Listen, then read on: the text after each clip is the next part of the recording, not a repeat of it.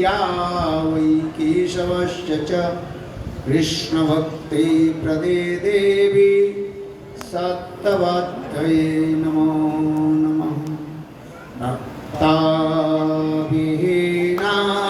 अपराधलक्ष्यै क्षिप्ताश्च कामादितरङ्गमध्ये कृपामयि त्वां शरणं प्रपन्ना वृन्दे नमस्ते चरणारविन्दं वृन्दे नमस्ते चरणारविन्दं वृन्दे नमस्ते चरणारविन्दं भजामि राधां अरविन्दनेत्रा स्मरामि राधां मधुरस्मितासं वदामि राधां करुणाभरद्रा ततो ममास्ते गतिर्न कापि। श्रीकृष्ण चैतन्य प्रभो नित्यानंद श्री अद्वैत गदाधर श्रीवासादि श्री गौरभक्त वृंद। हरे कृष्णा कृष्ण कृष्ण हरे हरे हरे राम राम राम हरे हरे। हरे कृष्णा कृष्ण कृष्ण हरे हरे हरे राम राम राम हरे हरे।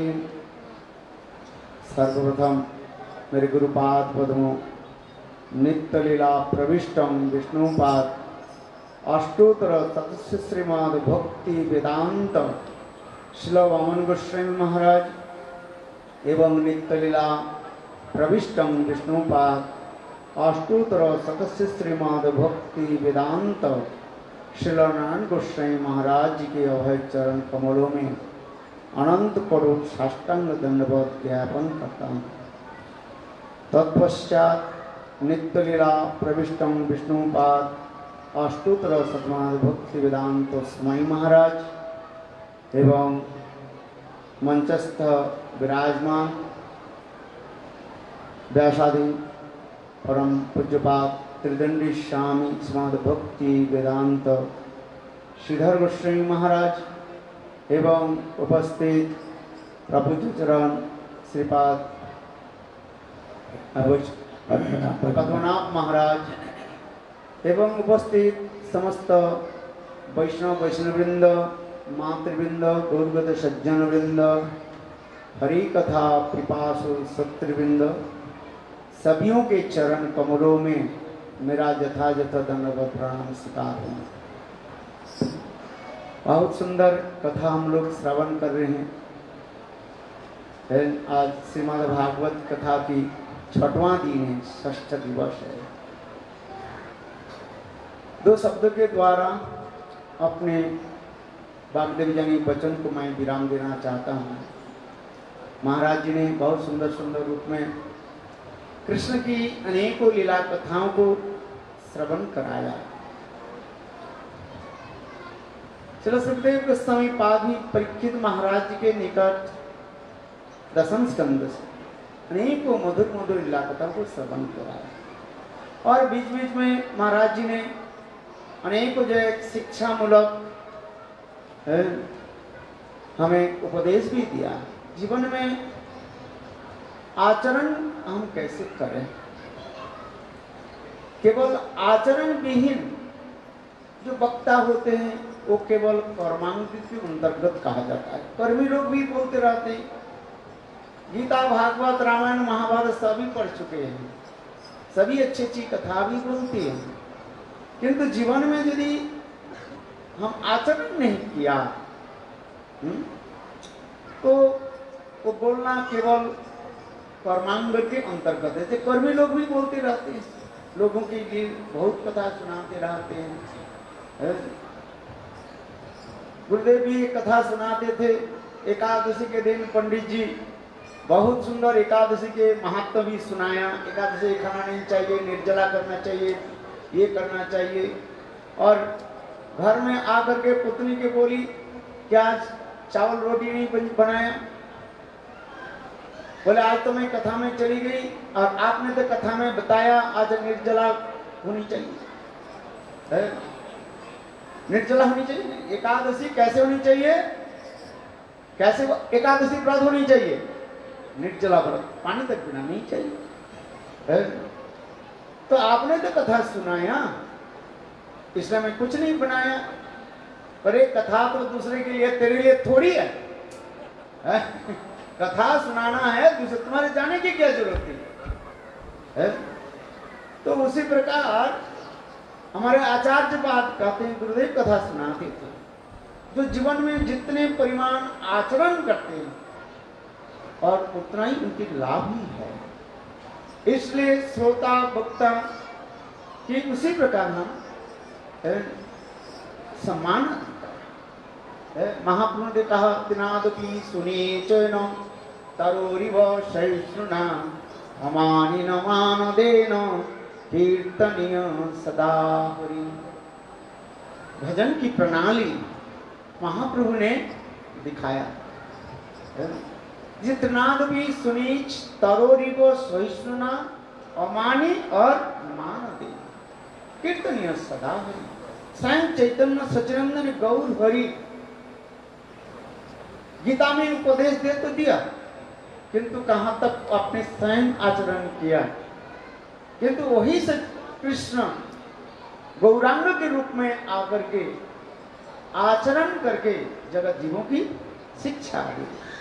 इसे महाप्रभु कहते हैं, अपनी आचरी जीवे सिखान, अपने ना कोई धर्म सिखाना जाए। स्वयं आचरण करके जब हम दूसरे के शिक्षा दे देते हैं, तब वो पालन आदि करते हैं।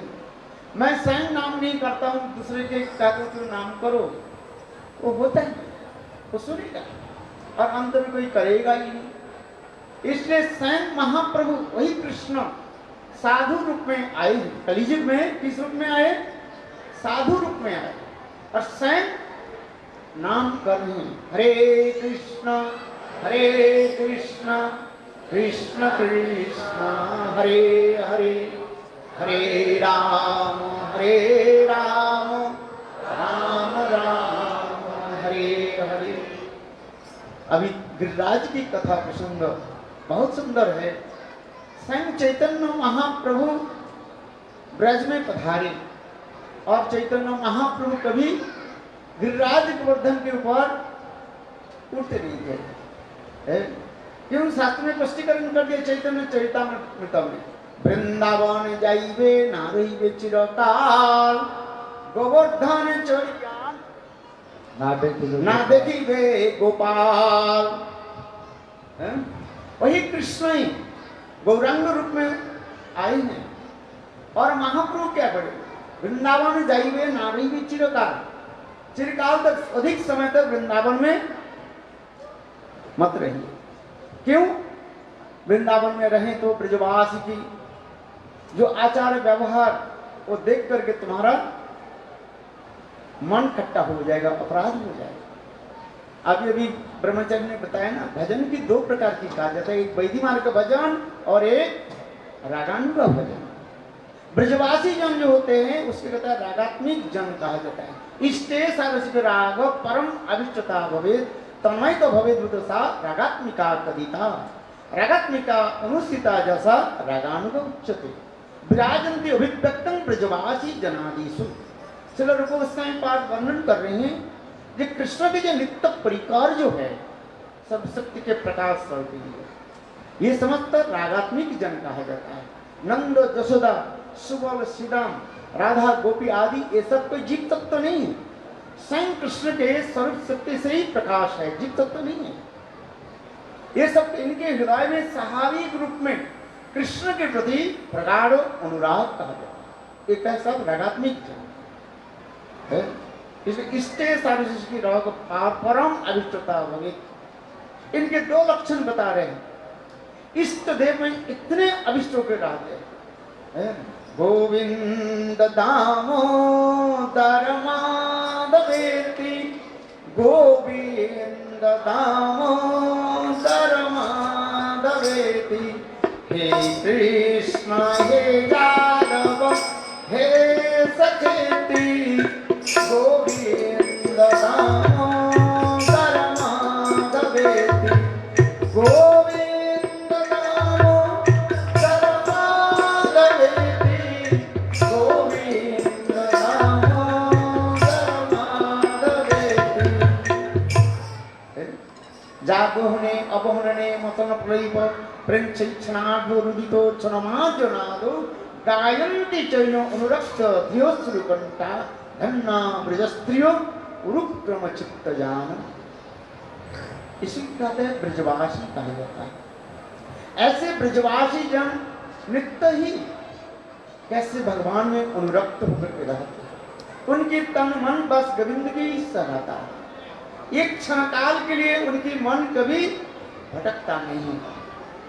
तथा विषयानी न, जिस प्रकार विषयी व्यक्ति विषय में मन अनुरक्त रहता है, उसी प्रकार जो ब्रजवासी जन उनके मन सदा सर्वदा गोविंद में रहता है।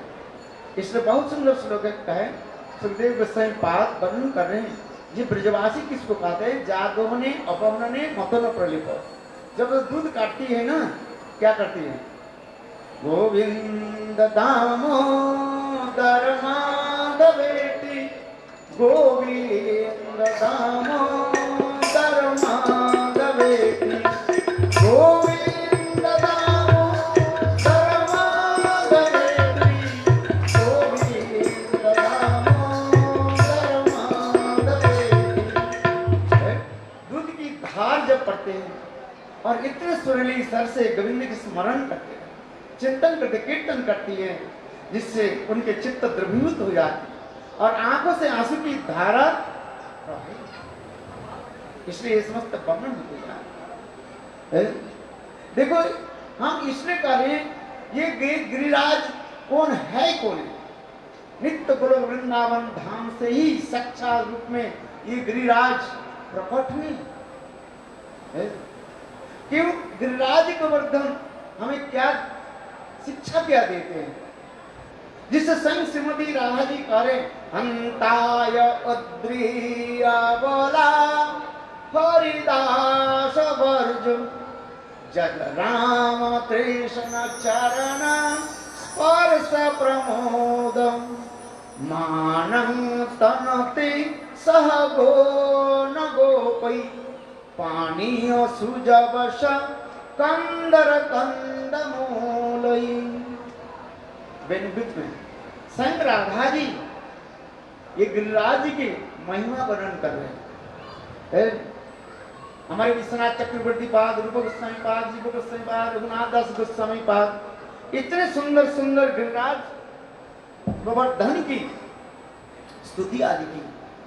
ये गिरिराज गोवर्धन वास्तव रूप में ब्रज की जो है तिलक स्वरूप है। जो गिरिराज गोवर्धन की हम आश्रय नहीं करें, कदापि हम भक्ति में प्रवेश नहीं कर सकते। महादेव कृपा बिना कोनो कर्म भक्ति नहीं, कृष्ण भक्ति दूरे रहू संसार नहीं था। कृष्ण भक्ति बहुत दूर की तो बात कहा गया। हमारे संसार जो दशा आसक्ति जो है वो नाश कैसे दूर होगा? ये महत्व की कृपा है। महत्व के चरण में जब हम अपने को स्थापित कर देंगे, तब हम संसार की जन विषय से निर्मुक्त हो जाएंगे, तब हम भजन राज्य में प्रवेश करेंगे। इन्हें स्वयं राधा जी कह रही है, हंतायो अद्रि अपला हरिदास वर्जो। हमारे ब्रज में इस शास्त्र में 3 हरिदास के बारे में बताया गया है। एक हरिदास और दूसरी हरिदास तर और तीसरी हरिदास तम। युधिष्ठिर महाराज के कहा जाता है हरिदास, उनके नाम भी आ रहे हैं, हरिदास के नाम में आए। और दूसरी हरिदास तरफ कौन है? बोले उद्धव के लिए भी कहा गया हरिदास, उसके नाम आ रहे। और तीसरी जब हरिदास, ये कौन है? ये गिरिराज। बोलो गिरिराज महाराज की। क्योंकि गिरिराज गोवर्धन जैसे सेवा की, ऐसे सेवा किसी ने नहीं की। समस्त प्रकार रसों के द्वारा गिरिराज गोवर्धन कृष्ण की सेवा है। सन साक्षात दैन्य के मूर्तिमती ये श्रीमती राधिका, महाभाव स्वरूपिणी श्रीमती राधिका यही वर्णन कर रही है। ये हंताय उद्री अबला हरिदास वर्जो जद राम कृष्ण चरण स्पर्श प्रमोदो मानव तनती सहगोप गवनी पानियों सुजवस कंद्र कंद बोले। गिरिराज गोवर्धन कितने प्रकार की सेवा दी है। गर्मी के समय गिरिराज गोवर्धन क्या देते हैं? ठंडी ठंडी जल निकलते हैं, जहां पर कृष्ण और सखाओं के साथ वहां पर स्नान आदि करते हैं। गर्मी के समय ठंडी ठंडी जल प्रदान करते हैं और ठंडी के समय हल्का गर्म जल आ जाता है। देखो सेवा की परिपाटी कैसे, गिरिराज गोवर्धन की सेवा है। और गिरिराज गोवर्धन इतने सुंदर रूप में सेवा आदि करते हैं। गिरिराज गोवर्धन क्या करते हैं? फल मूल आदि प्रकाश कर देते हैं। जहां पर कृष्ण सखाओं के साथ वहां पर भोजन आदि करते हैं। फल मूल कंद मूल आदि भोजन करते हैं। और गिरिराज गोवर्धन देखो ऐसी सुगंध शैली, ऐसी सुगंध शिला प्रस्तुत कर देते हैं। अभी तक भी वो शिला है, जो शिला में थोड़ा पानी रख दीजिए और रख करके अपने हाथ के द्वारा थोड़ा घिसिए, ऐसे के चंदन घिसते हैं ना, रखिए। ये मोदी भवन के पास हम के गुरुदेव की जो गिरिराज गोवर्धन जो परिक्रमा हम लोग किया था, जब ये हमारे गिरिराज गोवर्धन मठ नहीं बना, उस समय मोदी भवन के सामने श्री गुरुदेव समस्त यात्रियों के लेकर के खड़े थे। और ठीक उसके सामने आज तक भी एक सुंदर शिला है।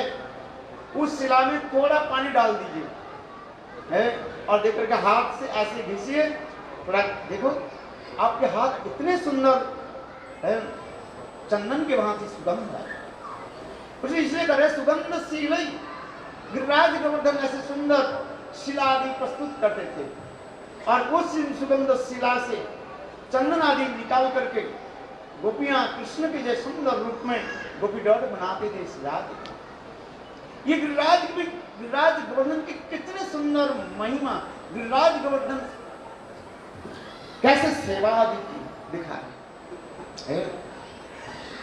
कृष्ण जब गिरिराज गोवर्धन पर चढ़ करके बंसी वादन करते थे, सभी के हृदय द्रवीभूत हो जाते, गायों के एकत्रित करते थे। और गिरिराज गोवर्धन ऐसे सुंदर सुंदर कंदराओं जो है प्रस्तुत किया।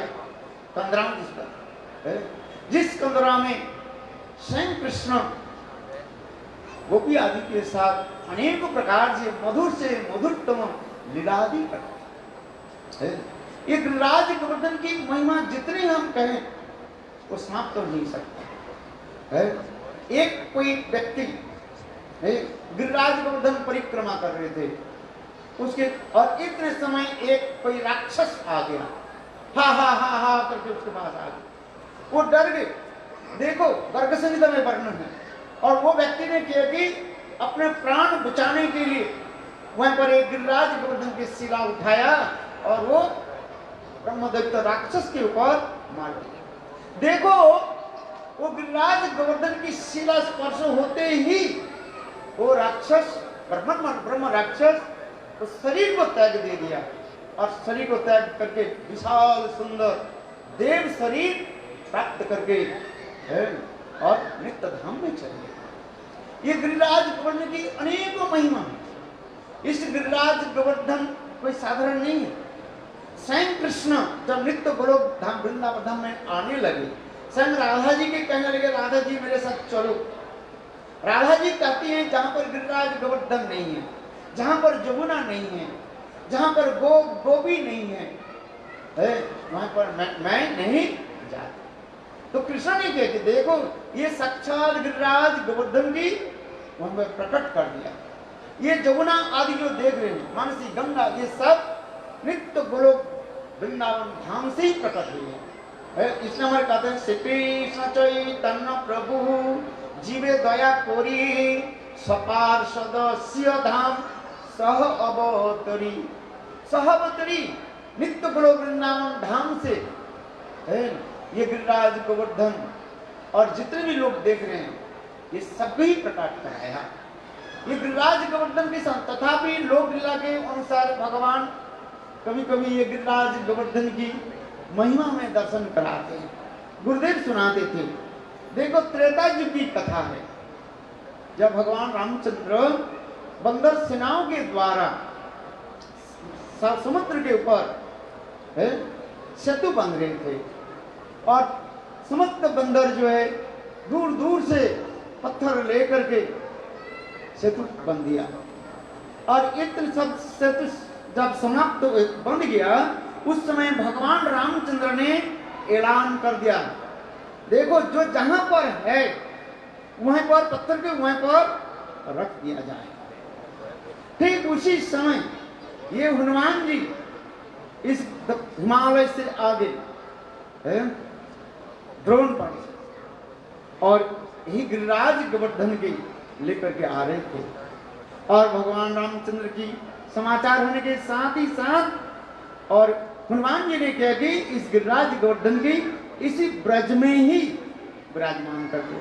तब उस समय गिरिराज गोवर्धन बहुत दुखी थे, हाय हाय मैं तो भगवान की सेवा में नहीं लगा, मेरे जीवन व्यक्त हो गया। कहना आचो प्राण की सुख लगिया नरोत्तम दासो कहे कहनो नागिल मर गया। जिस जीवन के हम भगवान की सेवा में नहीं लगाया तो जीवन व्यक्त हो गया। देखो गिरिराज गोवर्धन की कर्म धनी भगवान रामचंद्र ने श्रवण कर लिया। भगवान रामचंद्र ने कहा, हे गिरिराज गोवर्धन तुम शांत हो, मेरे कृष्ण राम लीला के पश्चात मैं कृष्ण लीला प्रकट करूंगा। उस समय ही गिरिराज गोवर्धन तुम्हारे कंदराओं में अनेकों जो है मधुर से मधुरतम लीलादि करूंगा। समस्त प्रकार की लीला गिरिराज गोवर्धन ही है। क्या सख वात्सल्य माधुर्य लीला तो परिपूर्ण रूप से ही गिरिराज गोवर्धन है। ये गिरिराज गोवर्धन साक्षी स्वरूप है। निजपति भूज दंड छत्रम भाव पद हमारे रघुनाथ दास गोस्वामी ईश्वर विश्वनाथ चक्रवर्ती पास इतने सुंदर गिरिराज गोवर्धन की महिमा वर्णन करते हैं। देखो तब से गिरिराज गोवर्धन भी है। ये तो रामलीला की कथा बताया जी, स्वयं हनुमान जी इस गिरिराज गोवर्धन के यहाँ प्रकट कराए और एक कथा सुनाते हैं। देखो ये पूर्व काल में एक नहीं वो क्या बोले, एक अद्वैतवादी सन्यासी जो है वो काशी में रहते थे।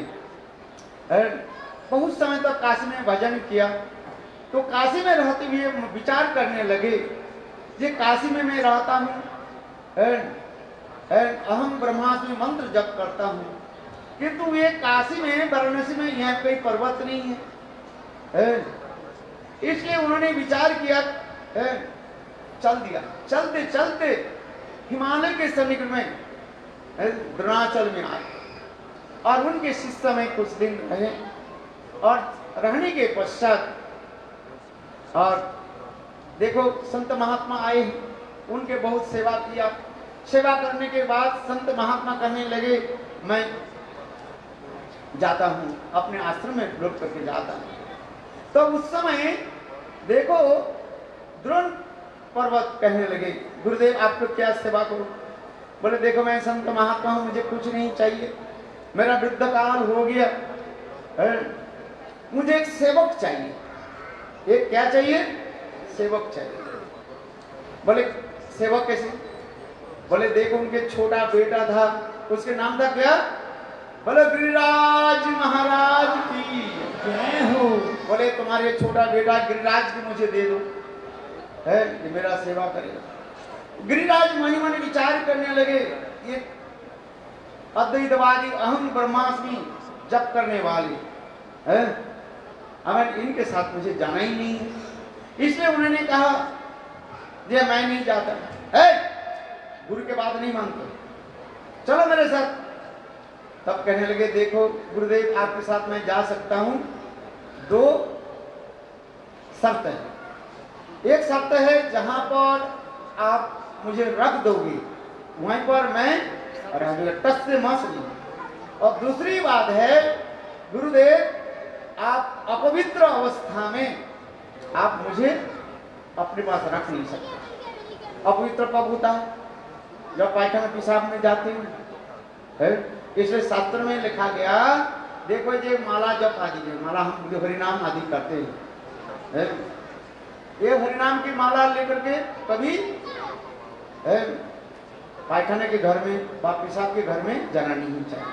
माला भी जो अत्यंत पवित्र स्थान में रखना चाहिए। अथवा पुरुष लोग जो है पीछे दीक्षा मंत्र हो गया और वो क्या करें, ये जनेऊ भी जो है उपवीत जो है ये दाएं कान में रख करके और पायखाना पेशाब में जाना चाहिए। ये समस्त शास्त्र सिद्धांत सदाचार है। तो उसी प्रकार गिरिराज कहने लगे यदि आपके साथ मैं जा सकता हूं, अपवित्र अवस्था में आप मुझे अपने पास रख नहीं सकते। बोले ठीक है। वो कहने लगे अरे मैं तो जोगी हूं, 1 सेकंड में इस मंत्र जप करें और मैं पहुंच जाऊंगा। कहां?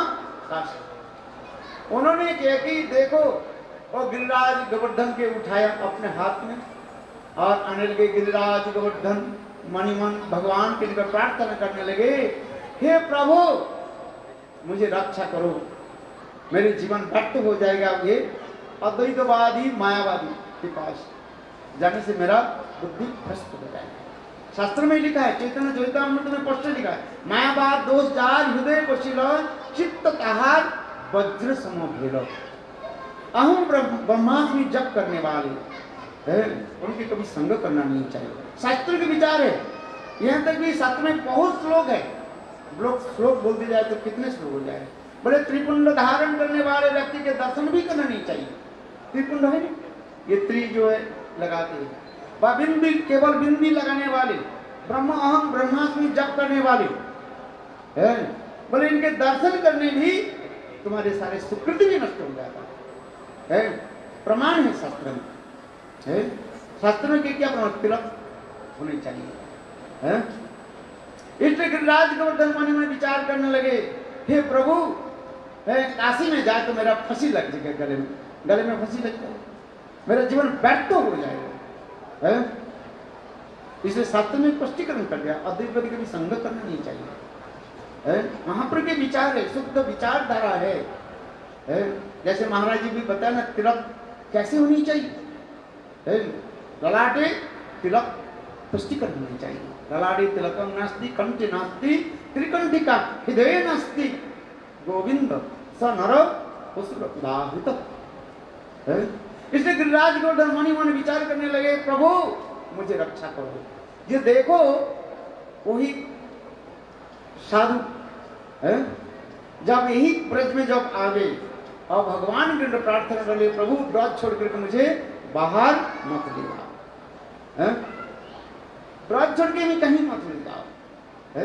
अभी ब्रज की भी कथा है, मथुरा के क्या गोकुल के गाय ब्रज के ये ब्रज के बाहर जाए, क्या बोले, करम फूटे तो बाहर जा। हाँ, करम फूटे तो बाहर जा। मथुरा में सब वास्तविक सत्य, ब्रज के बाहर कौन जाना चाहता है? जिसके कर्म इतने जब आ जाता है, बुरी कर्म आ जाता है, वो ब्रज के बाहर जाता है। तो गिरिराज गोवर्धन मन ही मन भगवान के प्रार्थना करने लगे, हे प्रभु मुझे रजनी रहने। उस समय भगवान ने क्या की है? और उनकी कैसे बताया है? उनकी इतने जोर से पेशाब लग गया और उन्होंने क्या की, वो भूल गए शर्त और गिरिराज गोवर्धन की क्या की, नीचे रख दिया और रख करके पेशाब करने के बैठ गए। क्या नाम था? पुलस्त्य। देखो, और पेशाब करने के बैठ गए। कितने सामान तक वो पेशाब करने के भगवान जले और पेशाब करके जब आए, स्नान आदि करके आकर आगे बोले आ जाओ मेरे हाथ में आ जाओ। गिरिराज गोवर्धन कहने लगे, प्रभु जो कुछ भी करे गुरुदेव आपके आदेश में पालन नहीं कर सकता। क्यों? आपकी शर्त था आप जहां पर मुझे रख दोगे मैं यहीं पर रह जाऊंगा और आप अपवित्र अवस्था में मुझे रख नहीं सकते, अपने पास नहीं रख। तो उस समय वो पुलस्त्य ऋषि ने गिरिराज गोवर्धन के अभिशाप दे दिया। क्या अभिशाप दिया? जो हर रोज एक तिल के भांति, बस सरसों दाना के भांति क्या बोले, क्षय हो जाओ, नीचे धीरे धीरे नीचे क्षय होते जाओ, नीचे जाओ। किंतु देखो भगवान की सेवा के लिए ये गिरिराज गोवर्धन ने क्या की, वो पुलस्त्य ऋषि के अभिशाप को भी स्वीकार कर लिया है।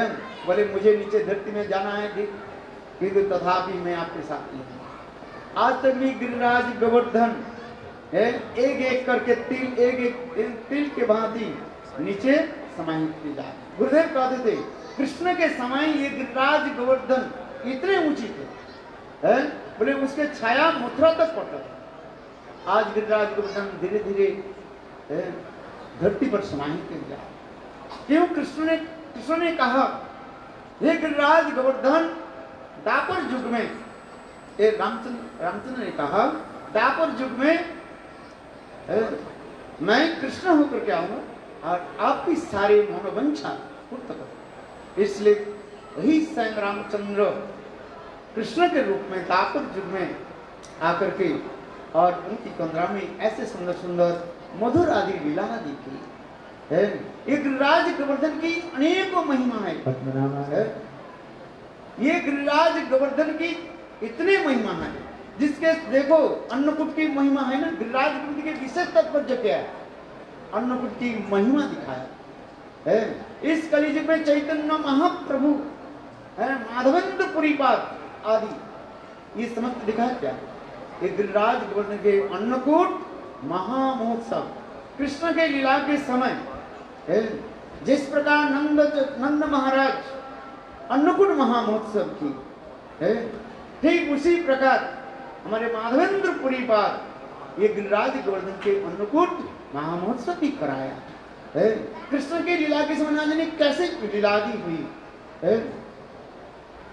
ये देखो स्वयं प्रातः काल में गिरिराज गोवर्धन कृष्ण की जितने भी लीला हुई, रासलीला सर्वोत्तम लीला कहा गया। और ये रासलीला करने के लिए पहले कृष्ण ने दो लीला को जगत में प्रकट करा दी। एक है ये गिरिराज गोवर्धन धारण लीला और दूसरी कालिया दमन लीला। ये कोई मनुष्य के लिए संभव नहीं है। हम 5 किलो वजन पत्थर को उठा नहीं सकते है। और देखो स्वयं भगवान ने क्या की, इतने विशाल 31 मील गिरिराज गोवर्धन की बाएं हाथ में छोटे अंगुली पर है उठाए। कितने दिन तक? 7 दिन 7 रात तक है। चुनौती दिया, इंद्र के चुनौती दिया, ये इंद्र तुम क्या कर सकते हो, मेरा बाण बता नहीं सकते है। ये गिरिराज गोवर्धन के धारण के द्वारा स्वयं भगवान दिखाया, हे इंद्र तुम किसके साथ स्पर्धा कर रहे हो? ये ब्रजवासी लोग कौन है? ये ब्रजवासी मेरा नित्य परिकर है। और इंद्र तुम कौन हो? इंद्र क्या है? एक जीव तत्व है। बहुत पुण्य आदि करने के बाद स्वर्ग के राजा बन जाता है, शास्त्र में लिखा है।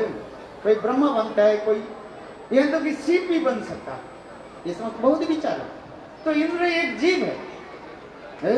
अरे ब्रजवासी लोग क्या है? भगवान के नित्य परिकर है। इसलिए भगवान एक दिखा रहे हैं, गिरिराज गोवर्धन धारण की कथा इतनी सुंदर मधुर है।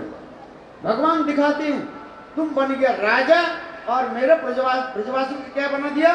प्रजा है? छोटा हो करके हमारे ब्रजवासियों की क्या लेते हो? सेवा लेते हो।